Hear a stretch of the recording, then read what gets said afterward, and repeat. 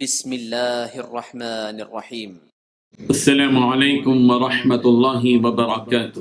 الحمد للہ حمدا کثیرا طیبا مبارکا والصلاة والسلام علی سید المرسلین محمد وآلہ وصحبہ اجمعین، اما بعد۔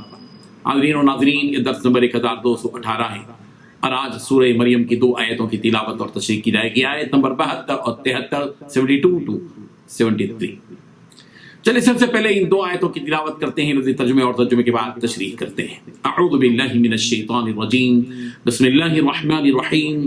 ثم ننجی الذین اتقوا ونذر الظالمین فیہا جثیا وإذا تتلى عليهم آياتنا بينات قال الذين كفروا للذين آمنوا أي الفريقين خير مقاما وأحسن نديا صدق الله العظيم۔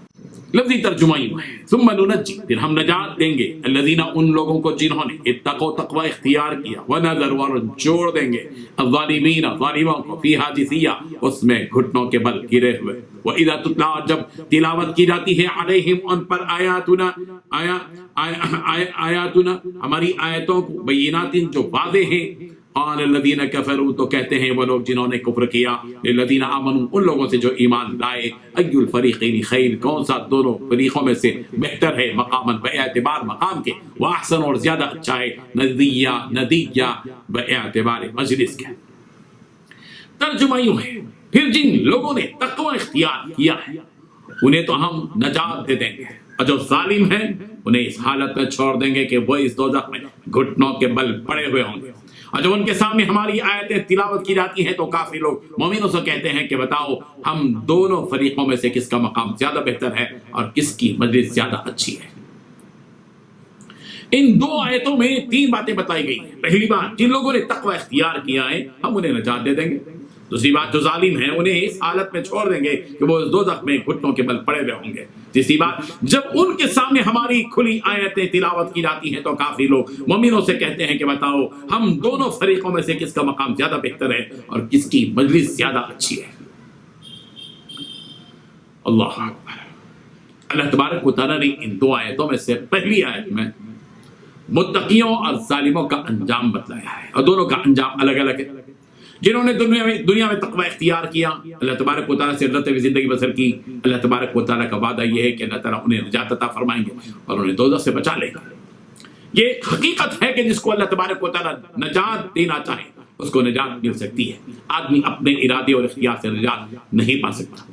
سورہ یونس کی آیت نمبر 103 میں کہا گیا، ثم ننجی رسلا والذین آمنوا کذلک حقا علینا ننجی المؤمنین، پھر ہم اپنے پیغمبروں کو اور ایمان والوں کو بچا لیتے ہیں، اسی طرح ہمارے ذمہ ہے کہ ہم ایمان والوں کو نجات دیا کرتے ہیں۔